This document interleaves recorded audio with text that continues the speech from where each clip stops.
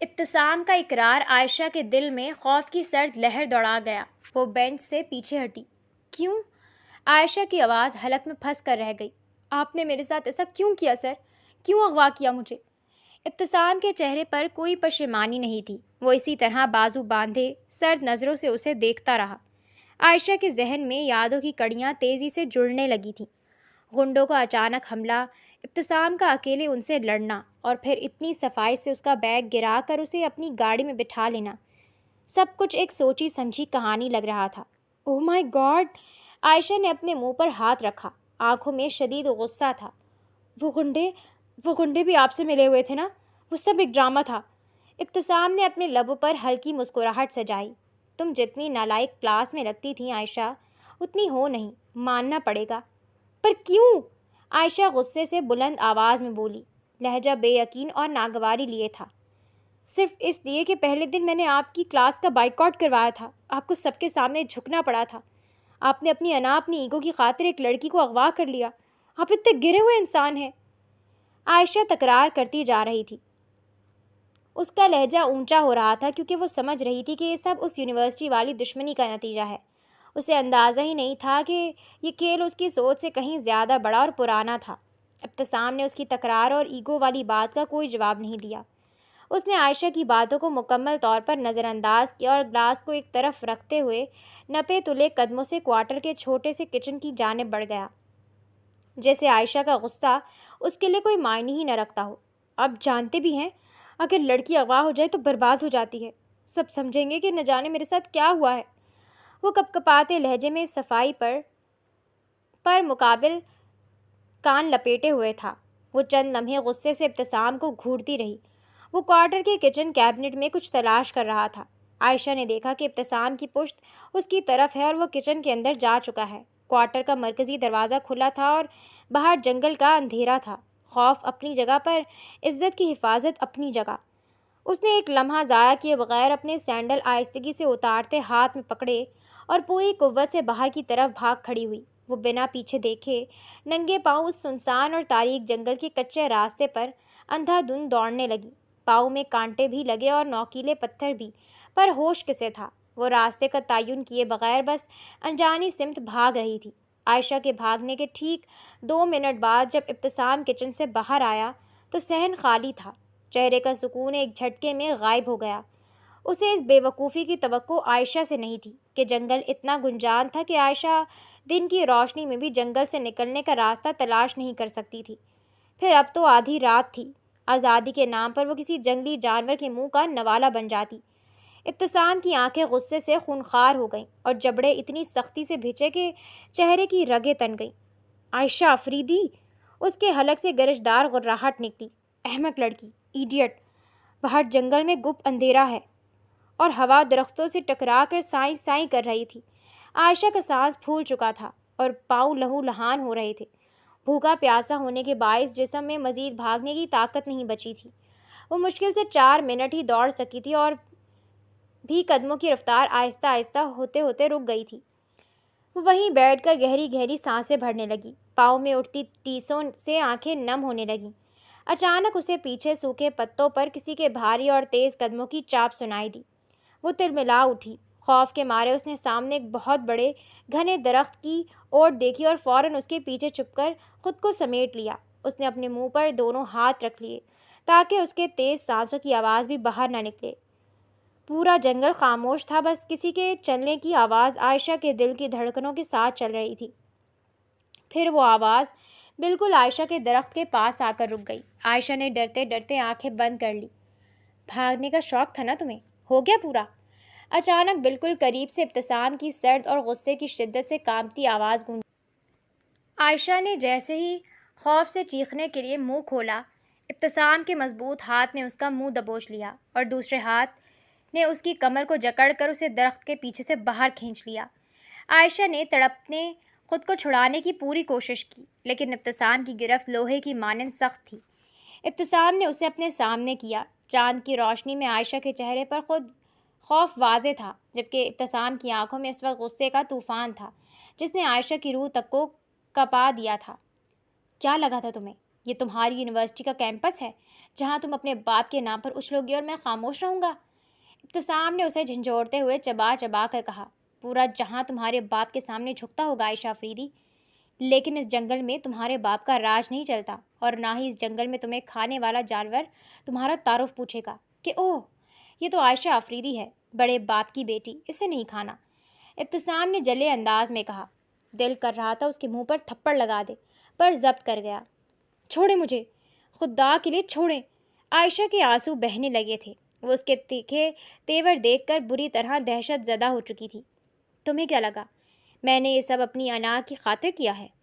इब्तिसाम का सर्द कहकहा फिजा में गूंजा। वो उसे घसीटते हुए वापस क्वार्टर की तरफ ले जाने लगा।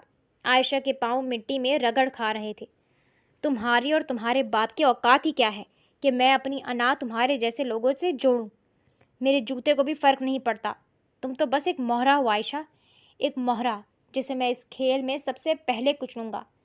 आप पागल हो चुके हैं। पता नहीं क्या क्या बकवास किए जा रहे हैं। मुझे पहले दिन ही एहसास हो गया था आप नफसियाती हैं।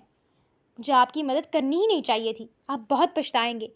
मेरे बाबा आपको ज़िंदा नहीं छोड़ेंगे, वो खाल खींच लेंगे आपकी।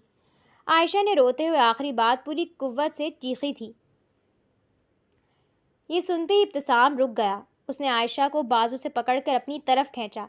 उन दोनों के चेहरे एक दूसरे के बिल्कुल मुकाबिल बेहद करीब हो गए। तो अब लगा ले तुम्हारा बाप अपनी पूरी ताकत और ढूंढ ले तुम्हें। इब्तिसाम की आवाज़ अब हौलनाक सरगोशी जैसी थी। तुम्हारा बाप जानता नहीं इस बार उसका वास्ता किससे पड़ा है। इब्तिसाम सिकंदर से कहना, उससे वो हिसाब बराबर करने आया हूँ जिसका मेन्यू तुम्हारे बाप ने 20 साल पहले तैयार किया था। अब खामोशी से अंदर चलो, वरना यहाँ से तुम्हें उठा कर ले जाने के लिए तुम्हारी लाश भी नसीब नहीं होगी किसी को। आयशा का खून जम गया। वो इब्तिसाम के इस भयानक और अजनबी रूप को देखकर अंदर तक टूट गई थी। अब उसमें मज़ीद लड़ने की सकत नहीं रही थी। इब्तिसाम ने उसे तकरीबन घसीटते हुए क्वार्टर के अंदर फेंका और दरवाज़ा बाहर से बंद करके लॉक लगा दिया। बाहर खड़े होकर उसने अपने कपड़े दुरुस्त किए और गहरा सांस लिया। अंदर आयशा के सिसकने की आवाज़ें आ रही थीं। 1 घंटे तक मुसलसल रोने और सिसकने के बाद आयशा के आंसू खुश्क हो चुके थे। खौफ की जगह अब आहिस्ता आहिस्ता उसके अंदर की खुद एतमादी ने सर उठाना शुरू किया था। वो फर्श से उठी, अपने कपड़े साफ किए और ख़ुद को संभालती हुई इस बंद क्वार्टर का जायज़ा लेने लगी। क्वार्टर का अंदरूनी मंजर किसी आम आर्जी कैद खाने जैसा नहीं था। वहाँ ज़रूरत की हर चीज़ मौजूद थी। एक कोने में छोटा सा किचन था जहाँ खाने पीने का ज़रूरी सामान, राशन और बर्तन सलीके से रखे हुए थे। एक तरफ पानी का मटका और कुछ बुनियादी ज़रूरियात की अशिया भी मौजूद थीं, बिल्कुल ऐसे जैसे यहाँ कोई मुस्तकिल तौर पर रिहाइश पजीर हो या तवील अरसे तक रहने की तैयारी करके आया हो। अलबत्ता वहाँ मौजूद फर्नीचर बहुत पुराना और खस्ता हाल था, जिस पर जा बजा वक्त की गर्द जमी थी। आयशा ने गहरा सांस लिया और उसकी नज़रें भागने का कोई रास्ता तलाश करने लगी। वो दबे पांव एक बड़ी खिड़की की तरफ बढ़ी जो जंगल की सिमत खुलती थी। उसने उसे खोलने के लिए पूरी ताकत लगाई, लेकिन वो अंदर से लोहे की सलाखों और भारी लॉक के साथ इस तरह जकड़ी हुई थी कि उसे हिलाना भी नामुमकिन था। उसने मरकज़ी दरवाजे को हैंडल से पकड़कर खींचा, पर वो बाहर से मजबूती से लॉक था। वो मायूसी के आलम में वहीं खड़ी थी कि अचानक ताला खुलने की आवाज़ आई। आयशा तेज़ी से पीछे हटकर दीवार से टिक गई। इब्तिसाम अंदर दाखिल हुआ। उसके चेहरे पर अब गुस्से के असरात नहीं थे, बल्कि वो बिल्कुल पुरसुकून और नॉर्मल लग रहा था। दरवाज़ा अंदर से लॉक करते वो किचन में चला गया। कुछ देर बाद वापस आया। उसके हाथ में एक ट्रे थी जिसमें सादा सा खाना और पानी का ग्लास रखा था। उसने आयशा की तरफ देखे बगैर ट्रे को पुराने मेज़ पर रखा। खा लो। इब्तिसाम का लहजा नपा तुला और हुक्मनामे जैसा था। आयशा ने मेज़ पर रखे खाने को देखा, फिर नफ़रत और हकारत से इब्तिसाम का चेहरा तका। मैं तुम्हारे हाथ का जहर भी रखा हूँ, मुझे कुछ नहीं खाना। इब्तिसाम ने ना तो गुस्सा किया और ना ही उसे मजबूर करने के लिए कोई ड्रामा किया। उसके चेहरे पर अजीब सा इत्मीनान था। उसने आयशा की बात सुनकर सिर्फ एक पल के लिए अपने आईब्रो उचकाए, खामोशी से आगे बढ़ा, खाने की ट्रे दोबारा उठाई और बिना एक लफ्ज़ कहे खुद खाने लगा, और फिर खाने की ट्रे उठाए दूसरे कमरे की तरफ बढ़ गया। उसका ये लापरवाह अंदाज आयशा को हैरान कर गया। वो समझ रही थी कि वो ज़बरदस्ती करेगा, लेकिन उसने तो जैसे आयशा के इनकार की परवाह ही नहीं की थी। क्वार्टर के मरकज़ी हॉल में अब आयशा अकेली थी। उसने देखा कि इब्तिसाम दूसरे कमरे में जाकर बंद हो चुका है। اور اس کمرے کا دروازہ اندر سے بند ہے۔ عائشہ کے دل کی دھڑکن ایک دم تیز ہو گئی، چہرے پر خوشی کا تاثر ابھرا۔ یہ تو پاگل ہے، مجھے اس حال میں اکیلا چھوڑ کر خود کمرے میں بند ہو گیا۔ عائشہ نے دل میں سوچا اور اس کا حوصلہ بڑھا۔ وہ فوراً مڑی، بنا کوئی آواز پیدا کیے مرکزی دروازے کی طرف لپکی۔ اس نے سوچا تھا کہ ابتسام اندر آتے وقت جلدی میں لاک کرنا بھول گیا ہوگا۔ اس نے کانپتے ہاتھوں سے دروازے کے ہینڈل پر گرفت مضبوط کی اور اسے کھولنے کے لیے نیچے دبایا، لیکن ہینڈل اپنی جگہ سے 1 انچ بھی نہیں ہلا۔ دروازہ اندر اور باہر دونوں طرف سے مکمل طور پر لاک تھا اور چابی ابتسام کے پاس تھی۔ عائشہ کی وہ چند سیکنڈ کی خوشی اور امید کا محل ایک جھٹکے میں ریت کی دیوار کی طرح ڈھیر ہو گیا۔ وہ شکست خوردہ انداز میں دروازے سے پیٹھ لگا کر وہیں فرش پر بیٹھ گئی۔ گزرتے وقت کے ساتھ عائشہ کے پیٹ میں بھوک کے مارے شدید مروڑ اٹھنے لگے، لیکن وہاں کچا راشن، دالیں چاول تو تھا، پر بنا ہوا کھانا کہیں نظر نہیں آیا۔ اس نے ہر جگہ ہاتھ مارا، لیکن اسے سمجھ نہیں آیا کہ ابتسام نے وہ پکا ہوا کھانا آخر کہاں چھپا کر رکھ دیا ہے۔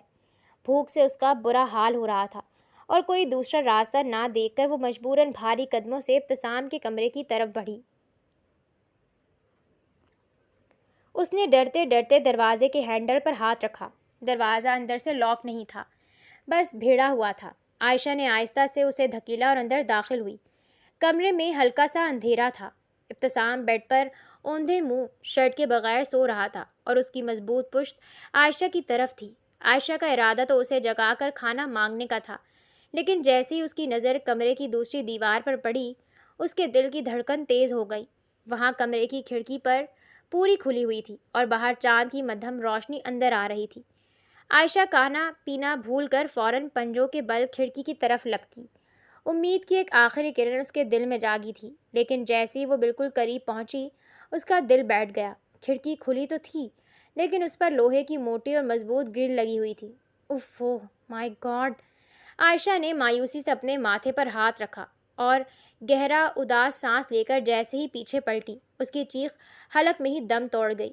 ابتسام بالکل اس کے پیچھے کھڑا تھا۔ وہ کب اٹھا اور کب بغیر کوئی آواز کیے اس کے عقب میں آ کر کھڑا ہوا، عائشہ کو پتہ ہی نہیں چلا۔ شرٹ کے بغیر وہ اندھیرے میں کسی جلاد کی مانند لگ رہا تھا۔ اس کی گہری آنکھیں عائشہ کے چہرے پر جمی تھیں۔ بھاگنے کا راستہ تلاش کر رہی ہو؟ شاید تمہیں فیل کرنا ہے کہ جب جنگلی جانور چباتے ہیں تو کیسا فیل ہوتا ہے۔ ابتسام کی سرد آواز نے کمرے کی خاموشی کو توڑا۔ عائشہ خوف سے کھڑکی سے لگ گئی اور گھبراہٹ میں اپنے ہاتھ مسلنے لگی۔ نہیں، وہ مجھے بھوک لگی تھی، کچن میں کچھ ملا ہی نہیں مجھے۔ ابتسام نے چند سیکنڈ خاموشی سے اسے دیکھا، پھر بغیر کچھ کہے مڑا اور کمرے کے کونے میں رکھی ایک چھوٹی ٹیبل کی طرف اشارہ کیا، جہاں وہیں کھانے کی ٹرے ڈھک کر رکھی ہوئی تھی۔ عائشہ بھوک کے آگے مجبور ہوئی۔ وہ فوراً ٹیبل کے پاس گئی اور جیسے ہی اس نے پلیٹ سے کپڑا ہٹایا، اس کا منہ بن گیا۔ پلیٹ میں پیلی دال اور 2 سادہ روٹیاں رکھی تھیں۔ دال؟ عائشہ نے ناک چڑھا کر ابتسام کو دیکھا۔ میں دال روٹی نہیں کھاتی، میرے گھر میں تو نوکر بھی ایسی دال نہیں کھاتے، میں یہ ہرگز نہیں کھاؤں گی، میرے لیے کچھ اور لاؤ۔ ابتسام نے طنزیاں بھوے اچکاتے اسے سر تا پیر دیکھا، آگے بڑھا۔ مس عائشہ آفریدی، شاید آپ کو ابھی تک یہ غلط فہمی ہے کہ آپ کسی 5 اسٹار ہوٹل میں آئی ہیں اور میں آپ کا آرڈر لینے کھڑا ہوں۔ اپنا یہ شاہی دماغ ٹھکانے پر لائیں۔ آپ یہاں اغوا ہو کر آئی ہیں، جو ملا ہے وہی کھانا پڑے گا، ورنہ اگلا پورا ہفتہ یہاں بھوکے پیٹ کاٹنے کے لیے تیار ہو جاؤ۔ اس کے لہجے کی سختی نے عائشہ کو خاموش کر دیا۔ اس نے ڈر کر فوراً روٹی کا نوالہ توڑا اور دال کے ساتھ منہ میں رکھ دیا، لیکن اپنی عادت سے مجبور وہ نوالہ چباتے ہوئے بھی باز نہ آئی۔ ویسے سر، آپ کو بھی اپنا دماغ استعمال کرنے کی شدید ضرورت ہے۔ جو رقم کا مطالبہ آپ میرے باپ سے کرنے والے ہیں، اس کے اندر کچھ پیسوں کا اضافہ اور کر لیتے، خود بھی ڈھنگ کا کھا لیتے اور مجھے بھی کھلا دیتے۔ وہ منہ بنا کر کہتی دال کی ٹرے اٹھا کر کمرے سے باہر نکل گئی۔ ابتسام نے گہرا سانس لیا اور اپنے ماتھے پر ہاتھ پھیرا، جیسے وہ سوچ رہا ہو کہ اس نے دنیا کی سب سے عجیب لڑکی کو اغوا کر لیا ہے، جو اس صورتحال میں بھی اس کی مالی حیثیت پر کامنٹ کر رہی تھی۔ میران آفریدی اپنے آفس کی ریوالونگ چیئر پر بیٹھا کسی فائل کا معائنہ کر رہا تھا، جب اس کا پرسنل اسسٹنٹ بغیر نوک کیے بڑبڑاتا ہوا اندر داخل ہوا۔ اس کے چہرے کی ہوائیاں اڑی ہوئی تھیں۔ سر، بہت بڑا مسئلہ ہو گیا ہے۔ میران نے فائل سے نظریں ہٹا کر اسے گھولا۔ تہذیب بھول گئے ہو؟ کیا مسئلہ ہے؟ سر، وہ عائشہ میڈم وہ گھر نہیں پہنچی، ان کا کچھ پتہ نہیں چل رہا۔ کیا مطلب ہے پتہ نہیں چل رہا؟ میران ایک جھٹکے سے اپنی سیٹ سے کھڑا ہوا۔ اس کے ساتھ گارڈز ہوتے ہیں سر، یونیورسٹی کے قریبی روڈ پر گارڈز کی گاڑی پر حملہ ہوا ہے۔ گارڈ زخمی حالت میں ہاسپٹل پہنچائے گئے ہیں۔ میڈم غائب ہیں۔ اسسٹنٹ کی بات پوری بھی نہیں ہوئی تھی کہ میران تیز رفتار سے اپنے آفس سے باہر نکل گیا۔ جب میران یونیورسٹی پہنچا تو کیمپس کے باہر پولیس کی گاڑیاں اور سیکیورٹی فورسز تعینات ہو چکی تھیں۔ ایڈمنسٹریشن کے وی آئی پی لاؤنج میں عائشہ کا دوسرا بھائی کبیر آفریدی اور والد زاہد آفریدی پہلے سے موجود تھے۔ زاہد آفریدی کے چہرے پر جلال اور فکر کی گہری لکیریں تھیں، جبکہ کبیر غصے سے پاگل ہو کر وہاں کھڑے گارڈز پر چیخ رہا تھا۔ عائشہ کے دو گارڈ جن کے سروں اور بازوؤں پر پٹیاں بندھی تھیں سر جھکائے کھڑے تھے۔ تمہاری موجودگی میں میری بہن کو کوئی کیسے لے جا سکتا ہے؟ کبیر نے ایک گارڈ کا گریبان پکڑ کر جھنجھوڑا۔ بتاؤ مجھے کیا ہوا تھا وہاں؟ کبیر، چھوڑو اسے اور تفصیل سنو، میران نے اندر داخل ہوتے ہی سخت آواز میں کہا اور اپنے باپ کے پاس جا کھڑا ہوا۔ آپ پریشان نہ ہوں، عائشہ کو کچھ نہیں ہوگا۔ گارڈ نے ہاتھ جوڑے۔ سر، ہم عائشہ میڈم کو لے کر جا رہے تھے کہ راستے میں کچھ بائک سواروں نے ایک کار والے کو گھیرا ہوا تھا۔ میڈم نے جیسے ہی دیکھا کہ وہ ان کے پروفیسر ہیں، انہوں نے گاڑی رکوا دی اور ہمیں ان کی مدد کا حکم دیا۔ پروفیسر؟ میران کی آنکھیں سکڑیں۔ گارڈ نے آگے بتایا، ہم غنڈوں سے لڑ رہے تھے کہ گولی چلی۔ میڈم گھبرا گئی۔ اسی دوران پروفیسر نے میڈم کو اپنی گاڑی میں بٹھایا اور وہاں سے تیز رفتاری سے نکل گئے۔ میڈم کا بیگ اور فون وہیں سڑک پر گر گیا تھا۔ ہمیں لگا سر انہیں محفوظ جگہ لے جا رہے ہیں، لیکن اس کے بعد سے دونوں کا کچھ پتہ نہیں ہے۔ پروفیسر؟ زاہد آفریدی نے دہرایا، یہ کوئی اتفاق نہیں ہے۔ کبیر غصے سے بفرا۔ مجھے لگتا ہے کوئی اپنی دشمنی نکال رہا ہے۔ سازش ہے یہ، پری پلانڈ۔ کہیں وہ پروفیسر ہمارا کوئی دشمن تو نہیں؟ یہ سب اسی کا پلان ہے۔ یقیناً وہ غنڈے اس پروفیسر کے اپنے آدمی تھے جنہوں نے یہ پورا ڈرامہ رچایا تاکہ وہ عائشہ کو آسانی سے لے جا سکے۔ کبیر فوراً وہاں کھڑے پولیس انسپکٹر کی طرف مڑا۔ ان غنڈوں کو اٹھایا آپ لوگوں نے؟ اگلواؤ ان سے کہ وہ پروفیسر انہیں کہاں ملا تھا۔ انسپکٹر نے معذرت خواہانہ انداز میں سر جھکایا۔ سر، ان میں سے 2 غنڈے تو موقع پر ہی گولی لگنے سے مر گئے تھے، باقی تو ہماری تحویل میں ہے، لیکن ان کا کہنا ہے کہ وہ کسی پروفیسر کو نہیں جانتے۔ وہ تو صرف اس روڈ پر لوٹ مار کی نیت سے کھڑے تھے اور کار والے سے ان کا جھگڑا موبائل چھیننے پر ہوا تھا۔ جھوٹ بول رہے ہیں وہ، کبیر چلایا۔ کبیر، خاموش ہو جاؤ۔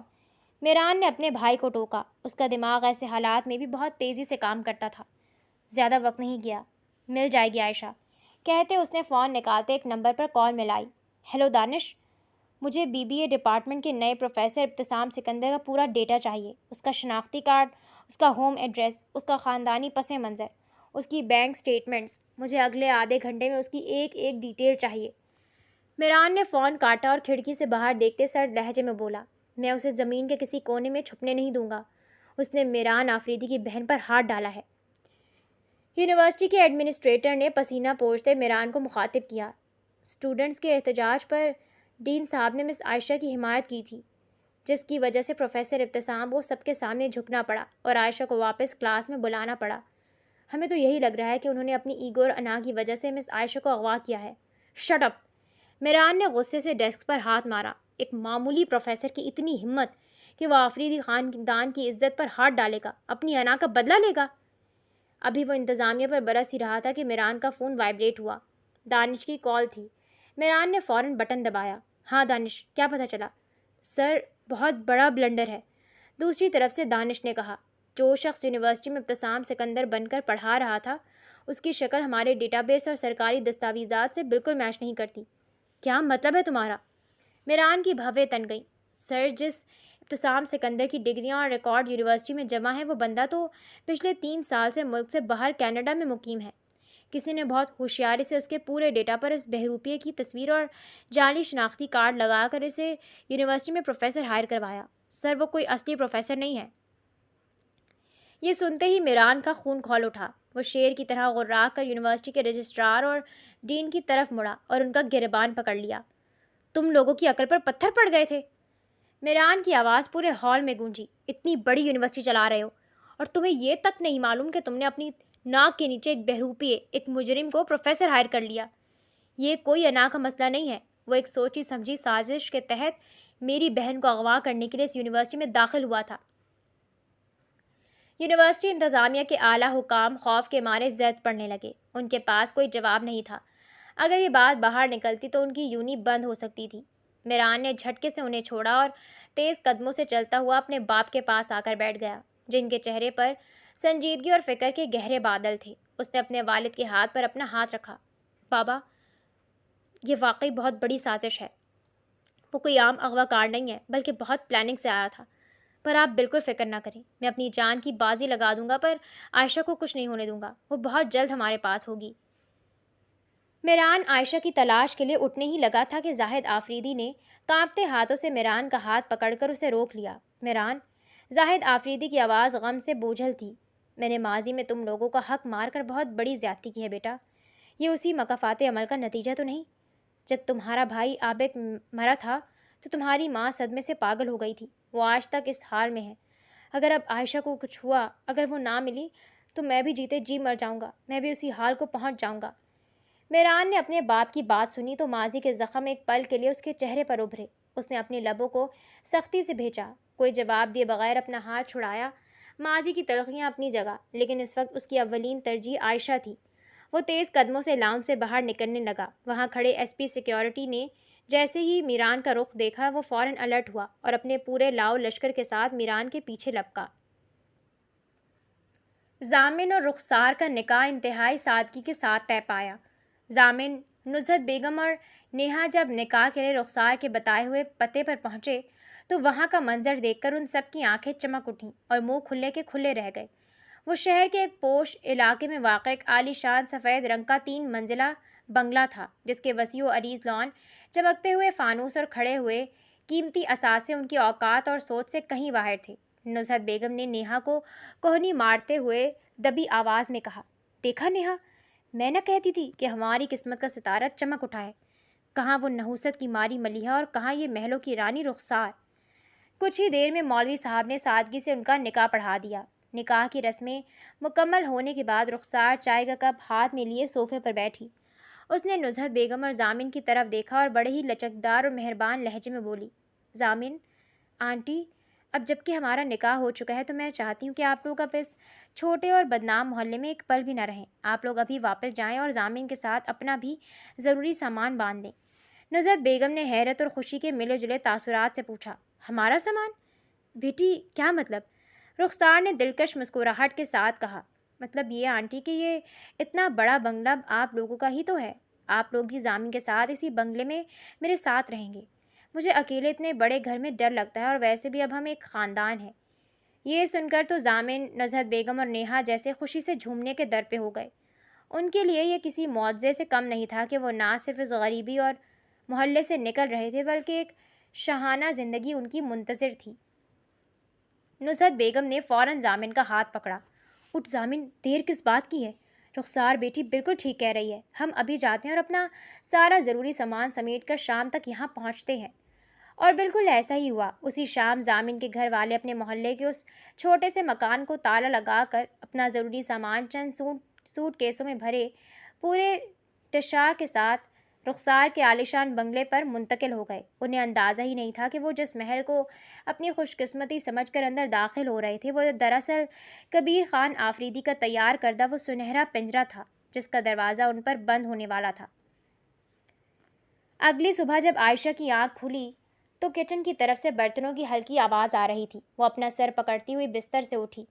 رات کی اس بھیانک حقیقت نے اس کے دل و دماغ کو جکڑ رکھا تھا، لیکن اب وہ خود کو کمزور ظاہر نہیں کرنا چاہتی تھی۔ وہ دبے پاؤں کچن کے پاس جا کر کھڑی ہو گئی۔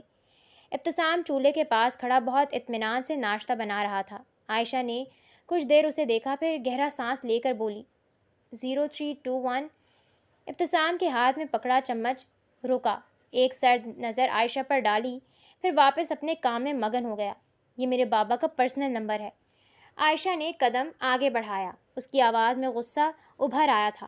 آپ کا جو بھی مقصد ہے، جس وجہ سے بھی آپ نے مجھے اغوا کیا ہے، وہ مطالبہ بابا کے سامنے رکھیں، اسے پورا کریں اور مجھے آزاد کریں۔ ابتسام نے توے پر رکھی روٹی کو پلٹا، پھر عائشہ کو طنزیہ نظروں سے دیکھتے کچن کے سلیب پر جھکا۔ واقعی پورا کر لوں اپنا مقصد؟ اس کے لہجے میں ایسا مبہم سا خطرہ تھا کہ عائشہ کے دل میں عجیب سی گھبراہٹ دوڑ گئی۔ میرا مطلب جو بھی تاوان یا ڈیمانڈ ہے، میرے بابا سے کریں اور مجھے میرے گھر واپس چھوڑ دیں۔ ابتسام نے طنزیہ مسکراہٹ سے واپس روٹی کو دیکھا۔ مجھے تمہارے باپ سے کوئی مطالبہ نہیں کرنا مس عائشہ۔ پھر کیا چاہتے ہیں آپ؟ عائشہ تنک کر اس کے قریب آئی۔ جب کوئی مطالبہ نہیں ہے اور آپ خود کہہ چکے ہیں کہ آپ نے مجھے اپنی انا کی وجہ سے بھی اغوا نہیں کیا، تو چاہتے کیا ہیں؟ مجھے گھر کب جانے دیں گے؟ ابتسام نے بہت آرام سے روٹی پلیٹ میں نکالی۔ تم کبھی بھی واپس اپنے باپ کے گھر نہیں جاؤ گی اور میرا مقصد صرف اذیت دینا ہے، تمہیں اور تمہارے پورے خاندان کو، اتنی اذیت کہ تم لوگوں کی روح تک کانپ جائے۔ لیکن اس نے ایک پل کے لیے رک کر عائشہ کو دیکھا۔ میں ابھی تک طے نہیں کر پا رہا کہ اذیت دینا شروع کہاں سے کروں۔ ابتسام یہ سب اتنے نارمل طریقے سے کہہ رہا تھا جیسے ناشتے کی بات کر رہا ہو۔ عائشہ نے بمشکل تھوک نکلا اور خود کو نڈر دکھانے کی کوشش کی۔ واہ کیا بکواس ہے! آپ مجھے اس کھنڈر جیسے چھوٹے سے ڈربے میں ساری زندگی قید رکھنا چاہتے ہیں، وہ بھی بے وجہ۔ ابتسام نے ایک نظر اس کے تنکتے چہرے کو دیکھا۔ اس نے سامنے رکھی روکھی سوکھی روٹی پر چمچ سے ہلکا سا گھی ڈالا اور پلیٹ عائشہ کی طرف بڑھا دی۔ پھر وہ خود اپنی پلیٹ اور گھی کا ڈبہ اٹھائے کچن میں موجود چھوٹی سی 2 کرسیوں والی ٹیبل کی طرف بڑھ گیا۔ وہ اپنے فون پر مصروف ہو کر روٹی کھانے لگا۔ عائشہ کے پیٹ میں چوہے دوڑ رہے تھے۔ وہ مجبوراً آئی اور اس کے مقابل کرسی پر بیٹھ گئی۔ اس نے پہلے سوکھی روٹی کو دیکھا اور پھر گھی کے ڈبے کو۔ میری روٹی سے یہ گھی ہٹا لو، میں گھی نہیں کھاتی، عائشہ نے نخرے سے کہا۔ ابتسام نے اپنی سرد عقاب جیسی نظریں اٹھا کر اسے دیکھا۔ اس نے کچھ کہے بغیر گھی کے ڈبے سے ایک بڑا چمچ بھر کر مزید عائشہ کی روٹی پر ڈال دیا۔ عائشہ نے تپ کر پلیٹ آگے کھسکائی اور کرسی چھوڑ کر اٹھنے لگی، لیکن اس سے پہلے کہ وہ کھڑی ہوتی، ابتسام نے اس کا بازو انتہائی سختی سے پکڑ کر اسے واپس کرسی پر بٹھا دیا۔ کھاؤ۔ ابتسام کے ہولناک قرانے پر عائشہ کا سارا نخرہ ہوا ہو گیا۔ وہ خاموشی سے روٹی کا نوالا توڑ کر گھی لگا لگا کر کھانے لگی۔ ناشتہ ختم کرنے کے بعد عائشہ کھڑی ہوئی۔ وہ اپنی پلیٹ لے کر کچن کے سنک کے پاس گئی، اسے وہاں رکھا اور پلٹی تو لبوں پر ایک گہری فاتحانہ مسکراہٹ ابھر آئی۔ اس نے لاپرواہی سے سلیب سے ٹیک لگائی اور ابتسام کو مخاطب کیا۔ آپ مجھے اور میرے گھر والوں کو بہت ہلکے میں لے رہے ہیں پروفیسر۔ میرے بھائی عقاب ہیں اور میرا باپ ہاتھی جیسی طاقت رکھنے والا بزنس مین ہے، اور میں آپ سے کہیں زیادہ ہوشیار ہوں۔ ابتسام نے فون سے نظریں ہٹا کر اسے دیکھا۔ عائشہ نے اپنی مسکراہٹ کو مزید گہرا کیا۔ مجھے گھی بہت پسند ہے۔ اگر میں آپ سے سیدھے طریقے سے مانگتی تو مجھے تکلیف دینے کے لیے آپ کبھی نہ دیتے، اس لیے میں نے انگلی ٹیڑھی کر کے گھی نکال لیا، صرف آپ کو یہ دکھانے کے لیے کہ آپ مجھے مہرا سمجھ کر غلط کر رہے ہیں۔ وہ ایک قدم آگے بڑھی۔ بہتر یہی ہے کہ آپ مجھے واپس چھوڑ دیں، میں اپنے بابا اور بھائیوں سے بات کروں گی، وہ آپ کو کچھ نہیں کہیں گے، آپ کی جان بخش دیں گے، ورنہ بہت مختصر وقت میں وہ یہاں پہنچ جائیں گے اور مجھے آپ کا حشر ہوتے دیکھ کر بہت افسوس ہوگا۔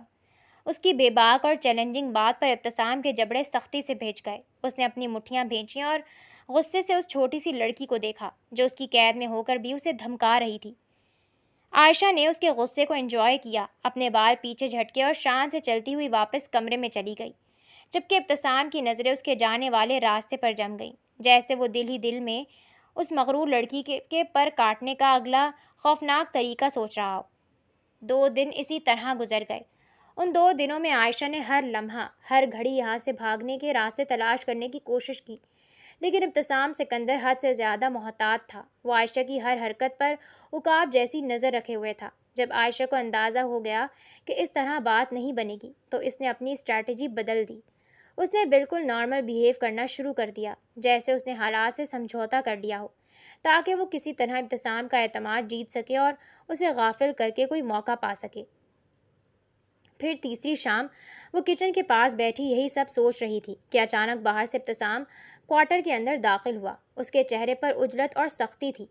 عائشہ کچھ بولنے ہی لگی تھی کہ ابتسام نے بغیر کوئی لفظ کہے جھپٹ کر اس کے دونوں ہاتھ پکڑے اور رسی سے اس کے ہاتھ پاؤں باندھنے لگا۔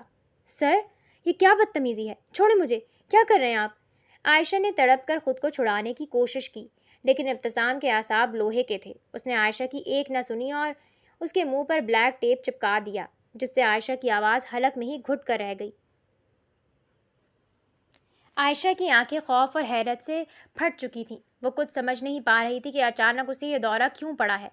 اسی وقت ابتسام کچن کے ایک نچلے سلیب کے پاس گیا اور پوری قوت سے وہاں لات ماری۔ ٹھا! لات لگتے ہی سلیب کا ایک حصہ پینل کی طرح سرک گیا اور اس کے پیچھے ایک چھوٹا سا چور دروازہ کھل گیا۔ اندر صرف ایک بڑے صندوق جتنی اندھیری جگہ تھی۔ ابتسام نے عائشہ کو اٹھایا اور اسے ساتھ لے کر اس تنگ اندھیری جگہ میں بیٹھ گیا اور پھر اندر سے اس خفیہ دروازے کو دوبارہ بند کر دیا۔ وہاں گپ اندھیرا تھا، لیکن اس بند جگہ کے نیچے اور سائڈوں کی طرف بہت چھوٹے چھوٹے سوراخ بنے ہوئے تھے، جہاں سے باہر کی آکسیجن اور سانس لینے کے لیے ہوا اندر آ رہی تھی۔ عائشہ اس خوفناک اور دم گھٹاتی جگہ پر خود کو سنبھالنے اور یہ سمجھنے کی کوشش کر ہی رہی تھی کہ اچانک باہر کوارٹر کا مرکزی دروازہ کسی بھاری چیز کے لگنے سے کھلا اور کئی لوگوں کے بوٹوں کی دھمک پورے کوارٹر میں گونج اٹھی۔ اور پھر عائشہ کے کانوں سے ایسی آواز ٹکرائی جس نے عائشہ کے دل کی دھڑکن کو ایک پل کے لیے روک دیا۔ عائشہ، عائشہ کہاں ہو تم؟ وہ میران کی آواز تھی۔ اس کا بڑا بھائی، اس کا محافظ اسے پکار رہا تھا۔ اپنے بھائی کی آواز اتنے قریب سن کر عائشہ پہلے تو بالکل حیران رہ گئی۔ اس کی آنکھیں نم ہونے لگیں اور دل میں امید کا بہت بڑا طوفان اٹھا۔ وہ پاگلوں کی طرح تڑپی اور خود کو چھڑانے کے لیے اپنے بندھے ہوئے جسم کو ہلانے لگی تاکہ کوئی آواز پیدا ہو اور میران اس تک پہنچ سکے۔ لیکن جیسے ہی اس نے حرکت کی، ابتسام نے اسے اپنے حصار میں لے لیا۔ عائشہ ہل کر کوئی آواز نہ کر پائے، اس لیے ابتسام نے اندھیرے میں اپنی مضبوط ٹانگوں کو عائشہ کی ٹانگوں کے گرد لاک کر دیا اور اپنا ایک ہاتھ عائشہ کی کمر اور اس کے بندھے ہوئے ہاتھوں کے گرد لپیٹ کر اسے اتنی سختی سے اپنے ساتھ جکڑ لیا کہ عائشہ کا ہلنا بھی محال ہو گیا۔ اس پوزیشن میں عائشہ کی پشت ابتسام کے چوڑے مضبوط سینے سے بالکل لگی ہوئی تھی اور اس کا سر بے بسی سے ابتسام کے کندھے پر ٹکا ہوا تھا۔ عائشہ کو اس گپ اندھیرے میں ابتسام کے دل کی تیز دھڑکن اور اس کے گرم سانس اپنے چہرے پر محسوس ہو رہے تھے۔ وہ باہر اپنے بھائی کی آواز سن کر تڑپ رہی تھی اور یہاں دشمن کی باہوں میں اس طرح جکڑی ہوئی تھی کہ ایک انچ بھی نہیں ہل سکتی تھی۔ باہر میران کی آواز اب کچن کے بالکل قریب سے آ رہی تھی۔ باہر کچن میں میران اور اس کے گارڈز کے بوٹوں کی بھاری آوازیں اب عائشہ کو بالکل اپنے سر پر محسوس ہو رہی تھیں۔ وہ چور دروازے کے اس پار فرش پر بکھرے برتنوں کو ہٹا کر کچھ ڈھونڈ رہے تھے۔ سر، یہاں تو کوئی نہیں ہے، میران کے گارڈ کی آواز آئی، لیکن چولہا اور کچن کا سامان دیکھ کر لگتا ہے کہ وہ لوگ یہیں تھے، پر اب یہاں نہیں ہے۔ شاید وہ عائشہ میڈم کو لے کر کسی دوسری جگہ منتقل ہو چکا ہے۔ کچھ سیکنڈز کی گہری خاموشی چھائی رہی، جیسے میران خود کچن کا معائنہ کر رہا ہو۔ پھر اس کی بھاری اور مایوس آواز ابھری، تم ٹھیک کہہ رہے ہو، اگر وہ یہاں ہوتے تو گاڑی باہر ہوتی اور یہاں کوئی نہ کوئی سراغ ضرور ملتا۔ وہ بہروپیہ بہت شاطر ہے، اسے پتہ چل گیا ہوگا کہ ہم اس کے ٹھکانے تک پہنچنے والے ہیں۔ اپنے بھائی کو اپنی نجات سے صرف 1 انچ کی دوری پر پا کر بھی دور جاتا دیکھ کر عائشہ کے ضبط کا بندھن ٹوٹ گیا۔ وہ اندھیرے میں بری طرح مچلی۔ وہ منہ پر لگی ٹیپ کے اندر سے ہی چیخنے کی کوشش کر رہی تھی، لیکن صرف مدھم سی سسکاری نکل رہی تھی جو باہر کی آوازوں میں دب گئی۔ نا امیدی کے اس بدترین لمحے میں عائشہ کی آنکھوں سے گرم آنسوؤں کا سیلاب بہہ نکلا۔ وہ موٹے موٹے لرزتے ہوئے آنسو عائشہ کی گالوں سے ہوتے ہوئے نیچے اس کے گردن کے گرد لپٹے ہوئے ابتسام کے مضبوط ہاتھ پر ٹپ ٹپ گرنے لگے۔ جیسے ہی عائشہ کے گرم آنسوؤں کی نمی ابتسام کے ہاتھ کی پشت سے ٹکرائی، اس کا پورا وجود برف کی طرح جم گیا۔ وہ جو اب تک میران کی آوازوں پر فوکس کیے ہوئے تھا، اچانک اپنے کندھے پر ٹکے عائشہ کے لرزتے ہوئے سر اور اپنے ہاتھ پر گرتے اس کے آنسوؤں کو بہت گہرائی سے محسوس کرنے لگا۔ اندھیرے میں ابتسام کی گرفت 1 سیکنڈ کے لیے نرم ہوئی، لیکن اس نے فوراً خود کو سنبھالا۔ باقی ٹیموں کو الرٹ کرو، ہم یہاں مزید وقت ضائع نہیں کر سکتے، چلو یہاں سے، میران نے سخت لہجے میں حکم دیا۔ بوٹوں کی آوازیں آہستہ آہستہ کوارٹر کے مرکزی دروازے کی طرف بڑھیں اور پھر کچھ ہی دیر میں باہر گاڑیوں کے سٹارٹ ہونے اور وہاں سے نکلنے کی آواز آئی۔ جنگل میں ایک بار پھر وہی ہولناک خاموشی چھا گئی۔ ابتسام نے مزید 5 منٹ اسی پوزیشن میں گزارے۔ جب اسے مکمل تسلی ہو گئی کہ باہر اب کوئی خطرہ نہیں ہے، تو اس نے اپنی ٹانگوں کا لاک کھولا اور عائشہ کو چھوڑا۔ اس نے چور دروازے کا پینل اندر سے پش کیا، جس سے کچن کا سلیب دوبارہ سے رک گیا اور باہر کی مدھم روشنی اندر آئی۔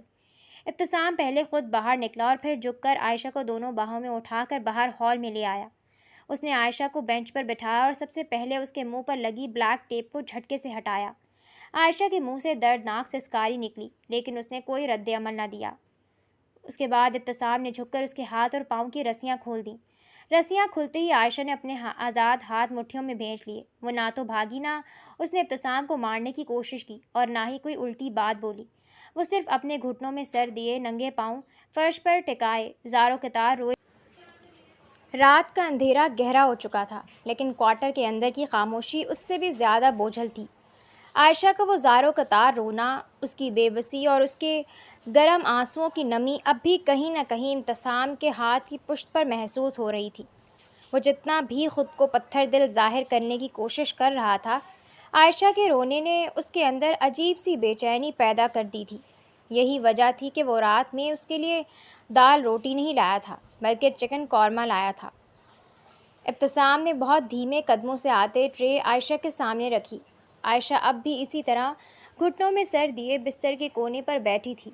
کھا لو۔ ابتسام کی آواز میں اس بار سختی نہیں تھی، وہ بہت نرم انداز میں اس سے بات کر رہا تھا۔ عائشہ نے آہستہ سے اپنا سر اٹھایا۔ اس کی آنکھیں رونے کی وجہ سے سرخ اور سوجی ہوئی تھیں۔ اس نے ایک نظر سامنے رکھے کھانے پر ڈالی، لیکن چہرے پر کوئی خوشی یا رغبت نہیں ابھری۔ اس کی روح اس وقت اتنی زخمی تھی کہ اسے دنیا کی کسی نعمت کی پرواہ نہیں تھی۔ اس نے خاموشی سے اپنی نظریں پھیر لیں اور دوبارہ اسی پوزیشن میں بیٹھ گئی۔ اس کا انکار کسی نخرے کی وجہ سے نہیں ہوا، بلکہ خالص مایوسی کا نتیجہ تھا۔ ابتسام نے چند لمحے خاموشی سے عائشہ کے جھکے وجود کو دیکھا۔ وہ سمجھ گیا تھا کہ اس وقت زبردستی کرنا یا غصہ دکھانا بیکار ہے۔ اس نے کوئی بحث نہیں کی، نہ ہی عائشہ کو ٹوکا۔ اس نے جھک کر کھانے کی پلیٹ اٹھائی اور کچن کی طرف بڑھ گیا۔ اس نے کھانا کچن کے سلیب پر ڈھک کر رکھ دیا تاکہ جب بھی عائشہ کا دل کرے وہ اسے کھا سکے۔ کمرے کے حبس اور تنہائی میں جب عائشہ رو رو کر تھک گئی تو اچانک اس کے اندر کا خوف غصے کے ایک شدید لاوے میں بدل گیا۔ اس نے گہرا سانس لیا، اپنی دونوں ہتھیلیوں سے ابلتے ہوئے آنسوؤں کو بے دردی سے صاف کیا اور بستر پر بیٹھ کر دیوار کو گھورتے ہوئے سہونی لہجے میں بڑبڑائی، میں کمزور نہیں پڑوں گی پروفیسر، بہت رو لی میں، لیکن اب بس۔ اگر میں نے تمہیں تمہاری نانی نہ یاد دلا دی تو میرا نام بھی عائشہ آفریدی نہیں۔ تم نے ابھی آفریدی خاندان کی ضدی لڑکی کو دیکھا ہی کہاں ہے؟ اپنے ہی مکے ہوا میں لہراتے ہوئے اس نے خود کو حوصلہ دیا، اپنے بکھرے بال درست کیے اور پیر پٹکتی ہوئی کمرے سے باہر نکل آئی۔ پیٹ کی بھوک اب انتقام کی آگ کے ساتھ مل کر مزید چمک اٹھی تھی۔ وہ سیدھی کچن کی طرف بڑھی۔ سلیب پر وہی ڈھکی رکھی تھی۔ عائشہ نے برتن ہٹایا تو اچھے اور لذیذ کھانے کی خوشبو نے اس کی بھوک کو دگنا کر دیا۔ اس نے خاموشی سے وہ ٹرے اٹھائی اور اسی چھوٹی سی ٹیبل پر لا کر بیٹھ گئی۔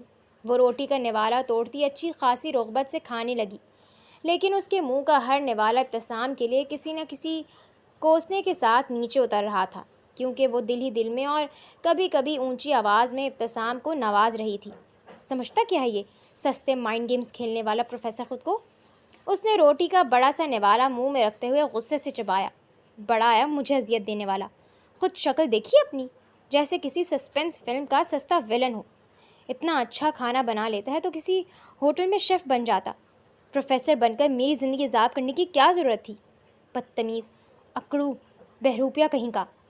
وہ ایک ہاتھ سے نوالا توڑتی اور دوسرے ہاتھ سے ہوا میں اشارے کر کے ابتسام کی برائیاں کیے جا رہی تھی، جیسے ابتسام اس کے سامنے ہی کھڑا ہو۔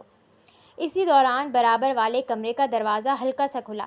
ابتسام ہال میں ہونے والی اس سرگرمی کی آواز سن کر چوکنا ہوا تھا، لیکن جب اس نے دروازے کی اوٹ سے عائشہ کا یہ روپ دیکھا تو وہ وہیں رک گیا۔ عائشہ، جس کے چہرے پر ابھی کچھ دیر پہلے موت کا سکون اور مایوسی تھی، وہ اب پوری توانائی سے کھانا بھی کھا رہی تھی اور ساتھ ساتھ پورے جوش و خروش سے اس کی خاندانی ہسٹری بھی نکال رہی تھی۔ عائشہ نے ایک بڑا نوالا منہ میں ٹھوسا اور بولنے کی کوشش کی، آنے دو میرے بھائیوں کو، پھر دیکھنا اس کا پیزا کیسے بنتا ہے۔ اس کی اس معصومانہ حماقت اور تیکھے تیوروں کو دیکھ کر ابتسام کے سخت اور پتھر جیسے چہرے پر ایک عجیب تبدیلی آئی۔ اس نے اپنے لبوں کو بھینچنا چاہا، لیکن نہ چاہتے ہوئے بھی اس کے لبوں پر ہلکی، گہری اور بے اختیار مسکراہٹ ابھر آئی۔ وہ خود بھی حیران تھا کہ اس لڑکی کی ضدی اور لڑاکا فطرت اس سنگین ماحول میں بھی برقرار تھی۔ اس سے پہلے کہ عائشہ کی نظر دروازے پر پڑتی، ابتسام نے اپنی مسکراہٹ کو فوراً غائب کیا، چہرے پر وہی پرانا سرد مکھوٹا سجایا اور خاموشی سے پیچھے ہٹ کر اپنے کمرے کا دروازہ بند کر لیا۔ باہر عائشہ اب بھی روٹی کا آخری نوالا چباتے ہوئے کہہ رہی تھی، بس ایک بار یہاں سے نکلوں، پھر بتاتی ہوں اس پروفیسر کو۔ پچھلے 2-3 دن سے میران مینشن لوٹ کر نہیں آیا تھا۔ فاطمہ کے لیے یہ چند دن غنیمت ثابت ہوئے تھے۔ اس کا دم گھٹنا کچھ کم ہوا تھا۔ وہ اتنے دنوں بعد پہلی بار خود کو پرسکون محسوس کرتے کمرے سے باہر نکلی۔ کوریڈور میں ملازمہ صفائی کر رہی تھی، جس نے اس دن کھانے کی ٹرے اٹھائی تھی۔ فاطمہ نے ادھر ادھر دیکھا، پورے ہال میں عجیب سا سناٹا تھا۔ فاطمہ نے چند قدم آگے بڑھائے اور اپنے لہجے کو جتنا ہو سکے عام رکھتے ہوئے ملازمہ سے پوچھا، تمہارے مالک میران 3-4 دن سے گھر نہیں آ رہے، کہاں ہیں وہ؟ ملازمہ نے ہاتھ میں پکڑا جھاڑو روکا اور چونک کر فاطمہ کو دیکھا۔ اس کے چہرے پر پریشانی اور ہوائیاں اڑی ہوئی تھیں۔ اس نے دائیں بائیں دیکھا جیسے وہ مینیجر یا کسی دوسرے ملازم کی موجودگی چیک کر رہی ہو، اور پھر فاطمہ کے قریب آ کر انتہائی رازداری سے دھیمی آواز میں بولی، بیگم صاحبہ، آپ کو نہیں پتہ، یہاں تو قیامت ٹوٹی ہوئی ہے۔ میران صاحب کی چھوٹی بہن عائشہ بی بی وہ اغوا ہو گئی ہیں۔ کیا؟ فاطمہ کے دل کو ہلکا سا جھٹکا لگا۔ جی بیگم صاحبہ۔ ملازمہ نے افسوس سے سر ہلایا۔ 3 دن سے خان صاحب نے نہ کچھ کھایا ہے نہ سوئے ہیں، وہ بس عائشہ بی بی کو ڈھونڈ رہے ہیں۔ باہر بہت برے حالات ہیں، پولیس اور صاحب کے آدمی دن رات ایک کیے ہوئے ہیں، پر ابھی تک کوئی سراغ نہیں ملا۔ صاحب کا غصہ اور دکھ اس وقت آسمان کو چھو رہا ہے۔ آپ خدا کے لیے دعا کریں عائشہ میڈم خیر خیریت سے واپس مل جائیں، وہ بہت معصوم ہیں۔ ملازمہ کی بات ختم ہوئی تو فاطمہ کے لبوں پر ایک تلخ کاٹدار اور طنزیہ مسکراہٹ ابھری۔ اسے میران کا وہ زبردستی کا نکاح، اس کا اپنے باپ سے رشتہ ٹوٹنا اور اس مینشن میں لایا جانا یاد آیا۔ اس کا دل جیسے ایک پل میں سخت ہو گیا۔ اچھا؟ فاطمہ نے صرف اتنا کہا اور بنا کوئی ہمدردی جتائے رخ موڑ کر واپس اپنے کمرے کی طرف چل دی۔ کمرے میں داخل ہو کر اس نے دروازہ بند کیا۔